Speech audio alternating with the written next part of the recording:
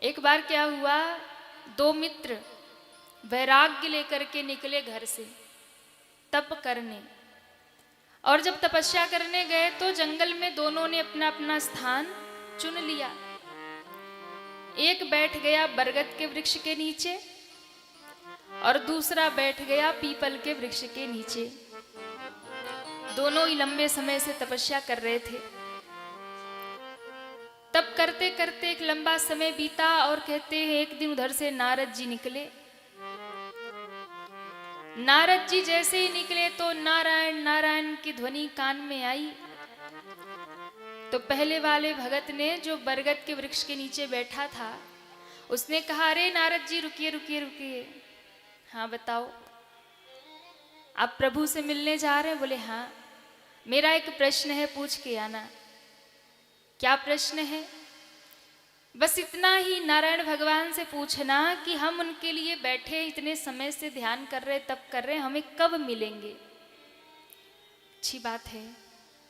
और आगे बढ़े, नारायण नारायण गाते गाते दूसरा वाला भगत मिला जो पीपल के वृक्ष के नीचे बैठा था।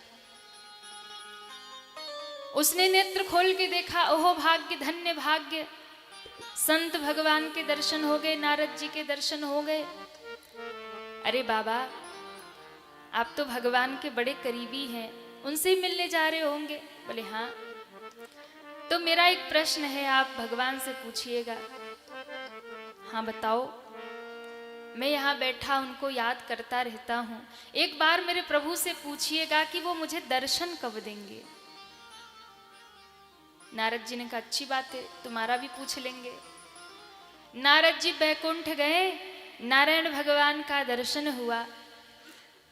नारद जी जाने लगे, नारायण भगवान से कहते हैं, दो प्रश्न भी दो भक्तों के हैं, कहिए तो पूछ ले प्रभु। भगवान ने कहा, पूछ लो।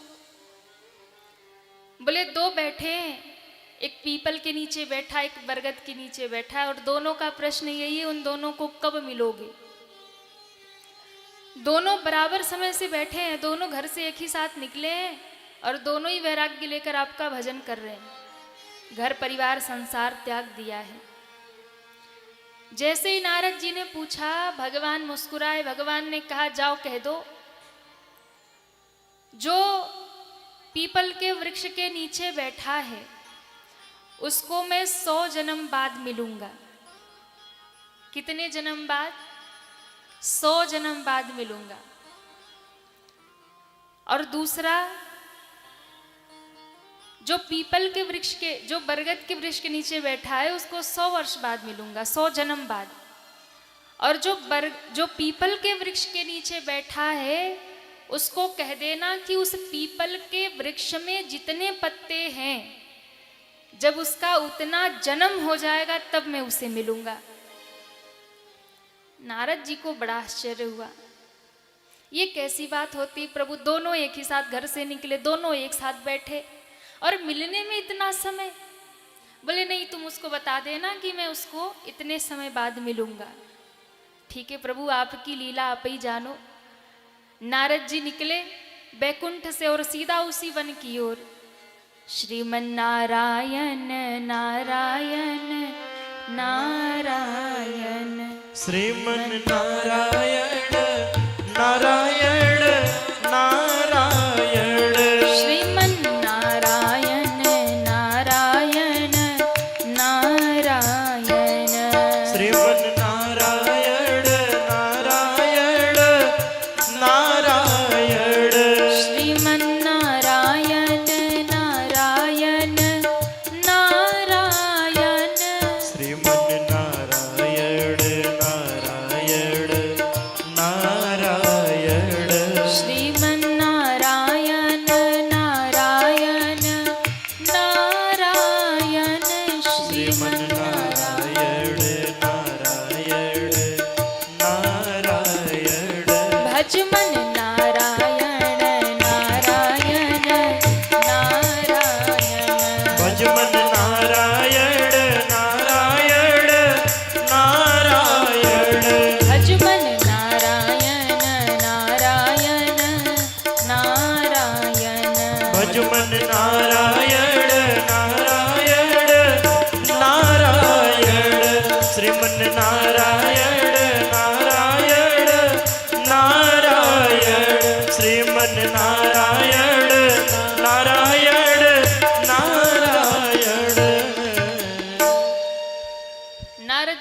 महाराज प्रकट हो गए पहले वाले भगत के पास।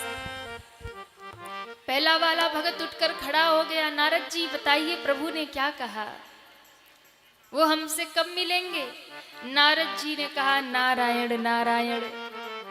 अरे बताइए ना प्रभु ने क्या कहा, कब मिलेंगे? कहा देखो भगवान ने कहा जल्दी ही मिलेंगे, बहुत थोड़े समय में बोला है मिल जाएंगे, लेकिन फिर भी कितना, हमें यही तो अवधि जाननी, कितने समय में मिलेंगे? नारद जी ने कहा ज्यादा नहीं, बोले 100 जन्म ले लोगे फिर मिल जाएंगे। क्या कहा? 100 जन्म। अरे जैसे ही सुना बोले 100 जन्म बाद मिलेंगे। बताओ, हम उनके लिए घर छोड़े, परिवार छोड़े, संसार छोड़े, वैराग्य लेके वन में दुनियादारी छोड़ के बैठे, और वो कहते 100 जन्म बाद। हमें तो लगा था कहेंगे इसी जन्म में मिलेंगे। नारद जी ने कहा हमें तो खबर नहीं, भगवान ने तो यही कहा कि 100 जन्म बाद मिलेंगे, ऐसे ही तब आपको 100 जन्म करना पड़ेगा। उसने कहा प्रभु तो मिले ना मिले हम तो चले अपने घर। हाँ, बढ़िया इनके चक्कर में हम घर द्वार छोड़ के बैठे। अरे इसी जन्म में मिलना चाहिए, दर्शन देना चाहिए, और कह रहे 100 जन्म बाद मिलेंगे। रहने दो भाई, हमें नहीं मिलना प्रभु से। चले अपने घर, छोड़ दी माला, भगा घर की ओर। नारद जी ने कहा इसीलिए बोले थे 100 जन्म बाद मिलूंगा। अब तो नारद जी को डर लगने लगा, बोले एक को कहा तो चिल्लाते हुए माला छोड़ के भागा, दूसरे को तो और लंबी अवधि बताई है, वो ऐसा ना हो कि उल्टे हमको ही कुछ उल्टा सीधा बोलने लग जाए। अब क्या भरोसा भाई भक्तों का, भगत कब बदल जाए कौन जाने। तो नारद जी उसके पास डरते डरते पहुंचे। नारद जी को देखा एकदम खुश हो गया, नारद जी आइए आइए। नारद जी ने कहा इतने प्रेम से मत पूछो, ये थोड़ी ना कहा है कि अभी मिल जाऊंगा, आइए बताइए ना प्रभु ने क्या कहा, कब मिलेंगे वो मुझे? नारद जी ने कहा बता दूं? बोले बता दो। देखो तुम्हारा मित्र जो तप कर रहा था ना, उसको तो कहा था कि 100 जन्म बाद मिलूंगा। अच्छा, लेकिन तुम्हारे लिए थोड़ी और लंबी अवधि बताई है। क्या बताया है? बोले उसे तो 100 जन्म बाद मिलने वाले थे, पर तुम्हारे लिए बताया कि तुम जिस वृक्ष के नीचे बैठे हो और तप कर रहे हो। सब इधर देखो, हाँ कथा इधर हो रही है। अच्छा, आप लोग को क्या लगता है कि हम लोग को कितने जन्म में मिलेंगे? हम लोग तो कथा भी ध्यान से नहीं सुन पाते हैं। हमें तो अभी लगता है 84 लाख योनि और भटकनी है। अब खुद से तो हम कह नहीं सकते ना कि हम इतने बड़े ध्यानी ज्ञानी की इसी जन्म में मुक्ति मिल जाएगी। अभी तो कई जन्म भटकना है हम लोगों को। तो बोल दिया कि तुम जिस वृक्ष के नीचे बैठे हो, इस पीपल के वृक्ष में जितने पत्ते हैं उतने जन्म जब तुम्हारे हो जाएंगे तब तुम्हें नारायण का दर्शन होगा।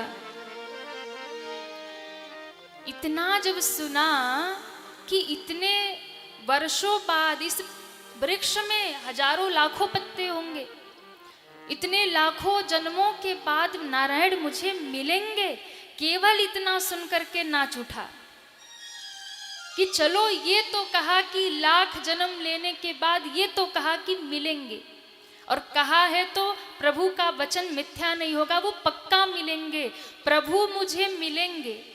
बस इतना ही याद रहा, लाखों जन्मों बाद मिलेंगे ये नहीं याद रहा, बस इतना याद रहा कि प्रभु मुझे मिलेंगे। हृदय गदगद हो गया, रोमावली खड़ी हो गई, नेत्रों से अश्रु बहने लगे, झूमने लगा, नाचने लगा, गाने लगा, पागलों जैसी स्थिति हो गई। प्रभु ने कहा वो मुझे मिलेंगे, प्रभु ने कहा वो मुझे मिलेंगे, इतना विभोर हुआ। उसी समय नारायण भगवान सामने प्रकट हो गए। उसी वृक्ष से निकलकर प्रभु सामने चतुर्भुज नारायण भगवान खड़े हो गए। चरणों में गिर पड़ा, रोने लगा। नारद जी खड़े खड़े टुकुर टुकुर देख रहे। नारद जी ने कहा, आप कब से झूठ बोलने लगे? बताओ, हमको तो झूठा साबित कर दिया आपने। आपने कहा था इतने पत्ते जितने उतने जन्म लेगा, फिर मिलूंगा, अभी प्रकट हो गए। भगवान ने कहा, नारद जी इसकी निष्ठा तो देखिए, इसका प्रेम तो देखिए ना, इसका भरोसा तो देखिए ना। उसको तो 100 जन्म बाद मिलने वाले थे, 100 माला फेंक के भाग गया।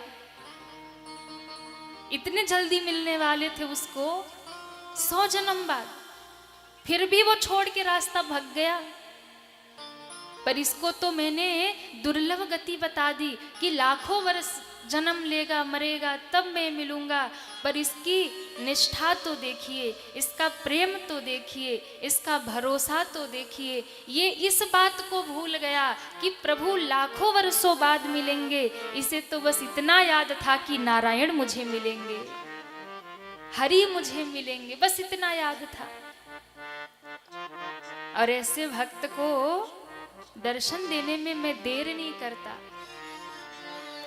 जब हृदय में जग जाता है ना विरह, मिलने की कामना, वो प्रेम जब हृदय में जग जाता है तो भगवान अपने आप को रोक नहीं पाते। फिर वो नहीं देखते कि आपका भजन पूरा हुआ कि नहीं हुआ, आपका तप पूरा हुआ कि नहीं हुआ, आपके पाप कटे कि नहीं कटे, वो देखते ही नहीं, वो विचार करते ही नहीं। जो भरे भावों से, गदगद हृदय से, निश्चल मन से सर्वस्व प्रभु को समर्पित कर देता है, वो सब कुछ छोड़ करके उसके सामने प्रकट हो जाते हैं, उसे दर्शन दे देते हैं। यानी भगवान पर भरोसा, विश्वास बहुत जरूरी है। दुनिया के हर चीजों पर विश्वास आप करते हो ना? करते कि नहीं करते? बताइए। हम लोग यात्रा करते हैं ना, बस में यात्रा करते हैं, ट्रेन में यात्रा, कार में, फ्लाइट में जाते हैं, पर दुर्घटनाएं होती हैं। ट्रेन में भी होती है, फ्लाइट में भी होती है। अभी तो विमान हादसा हुआ था ना गुजरात में, अहमदाबाद में, 244 लोग थे, सब के सब चले गए। इतनी बड़ी दुर्घटना हुई, लेकिन क्या किसी ने यात्रा करना बंद कर दिया?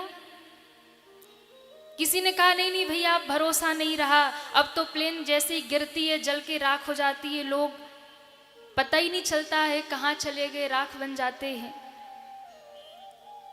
बंद नहीं हुई ना यात्रा, विश्वास कर लिया हमने। सब अपनी यात्रा में विश्वास करके ही जाते, कोई बात नहीं, हो गई दुर्घटना पर हमारे साथ नहीं होगी, इस बात का भरोसा लेकर जाते हैं। कार में रोज एक्सीडेंट होता है रोड पे, पर किसी ने यात्रा करना बंद नहीं किया। ट्रेनों में दुर्घटनाएं होती है, पर किसी ने यात्रा करना बंद नहीं किया। हम यात्रा करते हैं क्योंकि हमें भरोसा होता है कि कोई बात नहीं, दुर्घटनाएं होती होंगी पर हमारे साथ नहीं होगा, इस बात का भरोसा है। संसार में हर एक वस्तुओं में जितने भी साधन का उपयोग हम करते हैं ना, हर जगह घटनाएं, दुर्घटनाएं होती ही रहती हैं। घर में कभी कभी सिलेंडर फट जाता है, वहां भी दुर्घटना हो जाती है। लेकिन किसी ने भोजन बनाना तो बंद नहीं किया ना कि चलो आज से चूल्हे पे भोजन बनाएंगे हम, तो ऐसा नहीं है। हर जगह दुर्घटना हो रही है, पर हम विश्वास करते हैं, क्योंकि विश्वास पर ही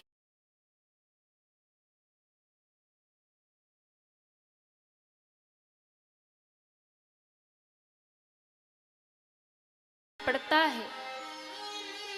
विचार करिए, जब दुनिया के इन छोटी छोटी चीजों पर हम इतना भरोसा करते हैं, तो उस परम पिता परमात्मा पर भरोसा क्यों नहीं करते हैं? हम उस पर भरोसा क्यों नहीं करते हैं? दुनिया पर जब इतना भरोसा है, तो थोड़ा सा भरोसा प्रभु पर भी करिए, थोड़ा विश्वास प्रभु पे रखिए। पर संसार में विश्वास हम कर लेते, पर एक भगवान पे विश्वास नहीं करते। वो सुनेंगे नहीं सुनेंगे, प्रभु पर विश्वास होना चाहिए। वही एक दासी का बेटा, सृष्टि का जब प्रलय हुआ, ब्रह्मा जी की गोद से मानस पुत्र बन करके प्रकट हुए। और जब वो प्रकट हुए ना, जैसे ही नेत्र खोला तो देखा शंख चक्र गदा पद्म धारण किए हुए साक्षात नारायण भगवान सामने खड़े। तो ये मैया सरस्वती बैठ के जो वीणा बजा रही है ना, ये वीणा हमें दे दो, हमें ये वीणा चाहिए। मेरे भगवान दौड़े और दौड़े दौड़े जाकर माँ सरस्वती के हाथ से वीणा उठाई और लाकर नारद जी को दे दिया। नारद जी ने हाथों में जैसे ही वीणा लिया, भगवान इतने प्रसन्न हुए।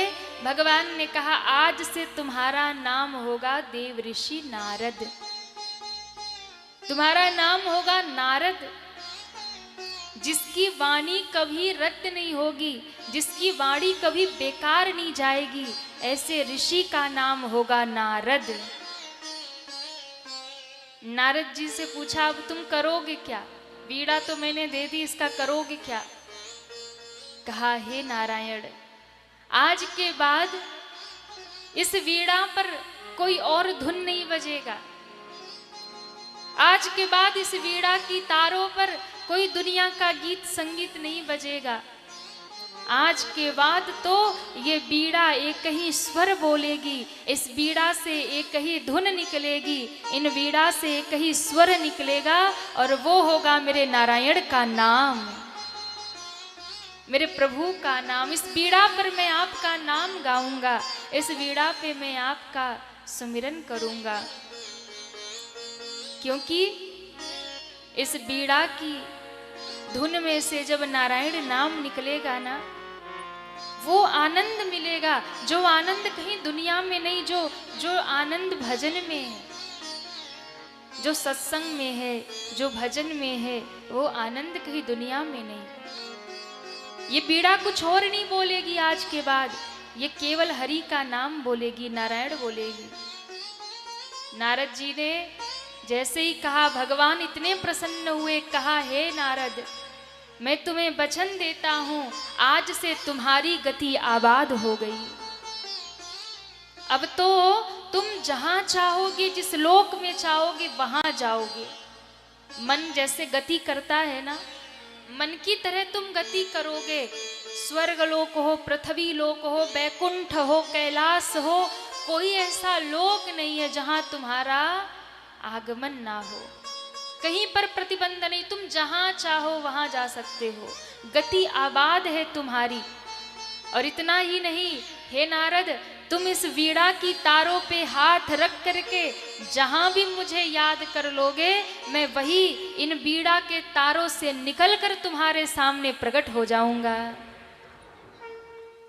ये मेरा वचन है, तुम जहां याद करोगे मैं वही प्रकट होऊंगा। और तब से लेकर आज तक नारद जी की वीणा पर बस एक ही धुन निकलता है, श्रीमन नारायण नारायण नारायण,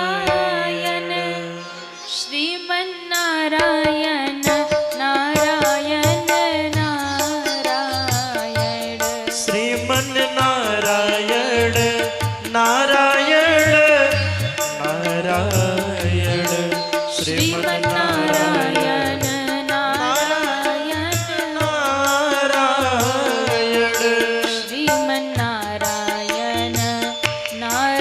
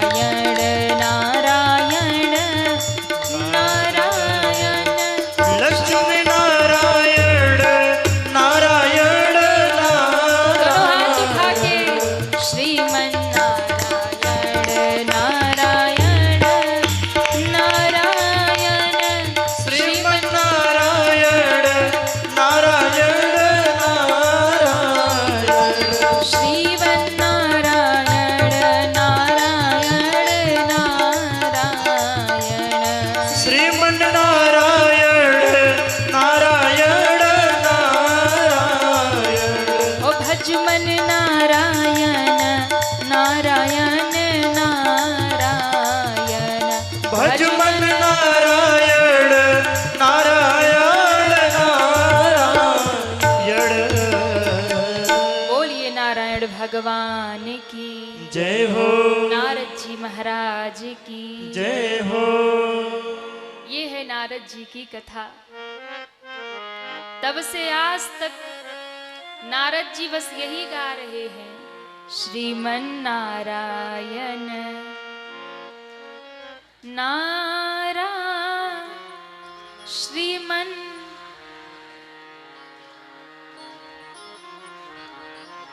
त्रैलोक में गति आबाद हो गई नारद जी की, इसी नाम के बल पर, इसी गान के बल पर।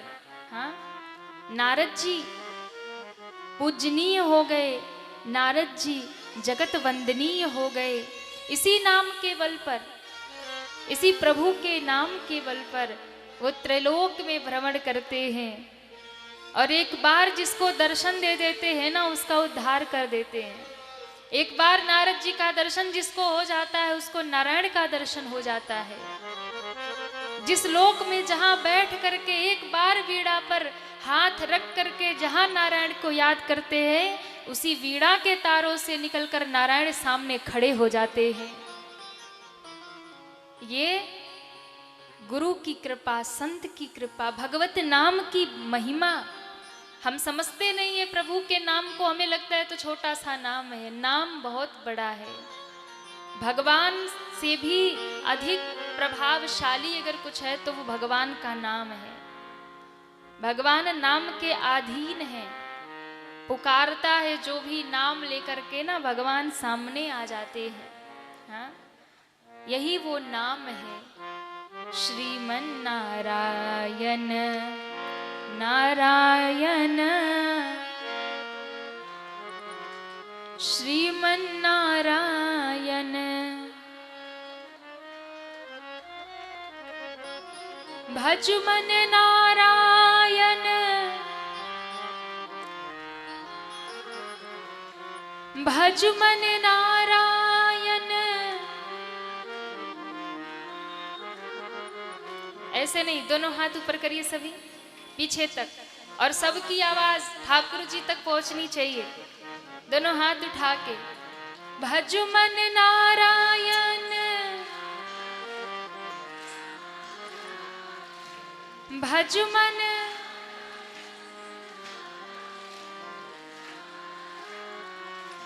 लक्ष्मी नारायण।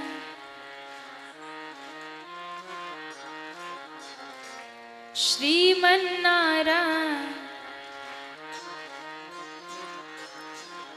बोलिए नारायण भगवान की, भागवत महापुराण की जय हो। तो भैया, भगवान की कृपा, देखिए कृपा में बहुत शक्ति होती है। जिस पर कृपा हो जाती है ना, फिर उसके लिए संसार में कुछ दुर्लभ नहीं रहता। एक बार जिस पर प्रभु की कृपा हो जाती है, एक बार जिस पर ठाकुर जी की दृष्टि चली जाती है ना, वो जगत प्रसिद्ध हो जाता है। आप कहेंगे ये तो सतयुग की बातें हैं, ये तो आज की बातें हैं नहीं, ये तो द्वापर की बातें हैं, आज तो नहीं होती कृपा।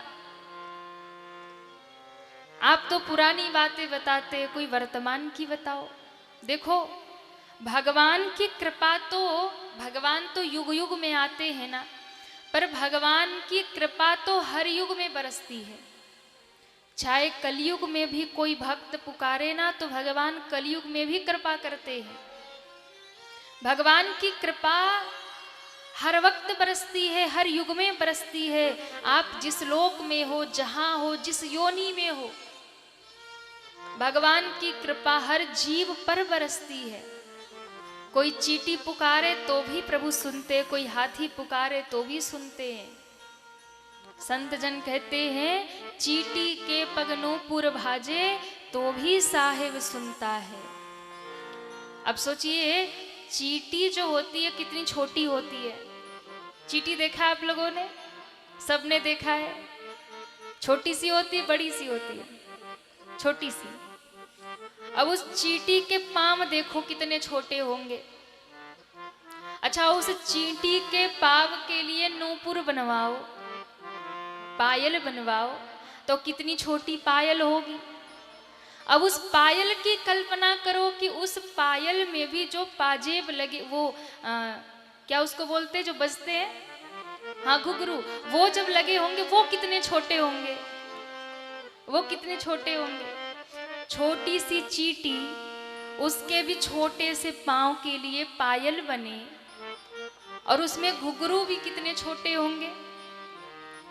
लेकिन यदि ऐसी छोटी सी चींटी भी नन्हे से पांवों में नन्ही सी पायल पहने, और उसकी घुघरू कितनी छोटी होगी, वो बजे तो भी दुनिया में कोई सुने ना सुने, मेरे भगवान सुनते हैं। कोई सुने ना सुने, प्रभु सुनते हैं, भगवान सुनते हैं। चींटी के पग नूपुर बाजे तो भी साहिब सुनता है। तो वो जब चींटी की सुनता है, हाथी की सुनता है, तो हम तो अच्छे भले इंसान हैं।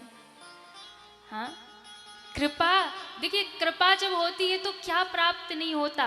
पांडव 5 थे और कौरव सब थे। महाभारत की कथा आती है ना आज। उन 5 पांडवों की रक्षा भगवान ने कैसे की।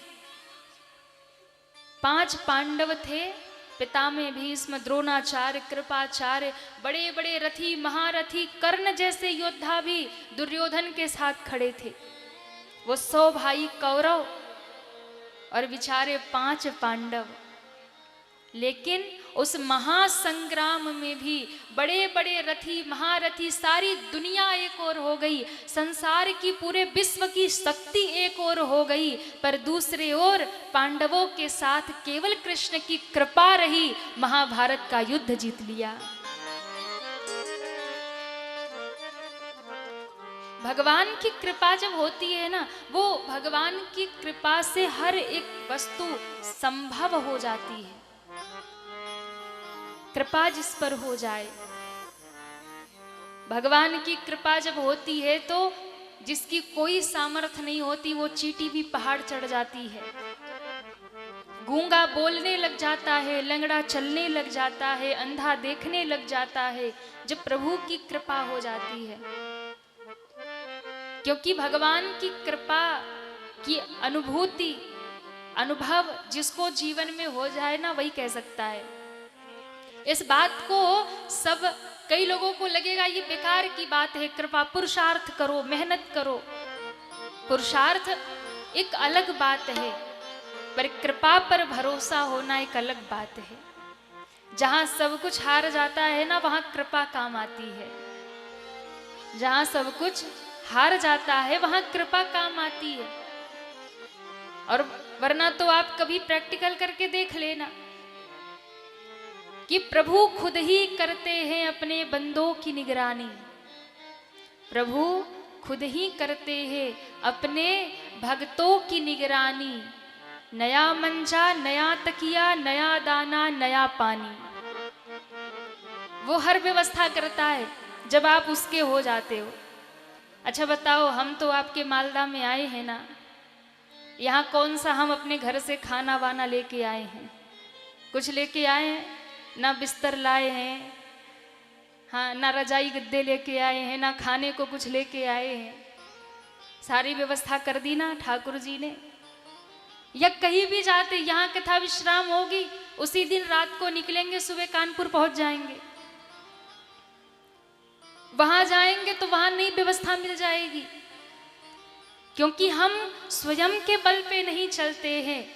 हम जब निकले ना कथा करने के लिए, हम और पूज्य महाराज श्री जब दोनों भाई बहन हम कथा गाने निकले ना, तो कभी हमने सोचा ही नहीं कहाँ जाएंगे, क्या करेंगे, कैसे कथा सुनाएंगे। बहुत सारे लोगों ने विरोध भी किया, बहुत सारे लोगों ने बहुत कुछ बोला भी, पर हम तो केवल कृपा पे निकल गए कि मेरे हनुमान जी की कृपा है, मेरे बाबा विश्वनाथ की कृपा है, तो वो संभालेंगे। और आज मैं आपको बताऊं, एक दिन का भी समय नहीं है, पूरे साल हम लोग भागते रहते हैं, भक्त लोग कहते रहते हैं, और लोग समय लेने के लिए खड़े रहते हैं, पूरे साल साल तक समय मिल नहीं पाता है कि उनके यहाँ जा पाएं। ये क्या है? ये कृपा का ही तो बल है, जो सोचा नहीं था वो भी हो गया।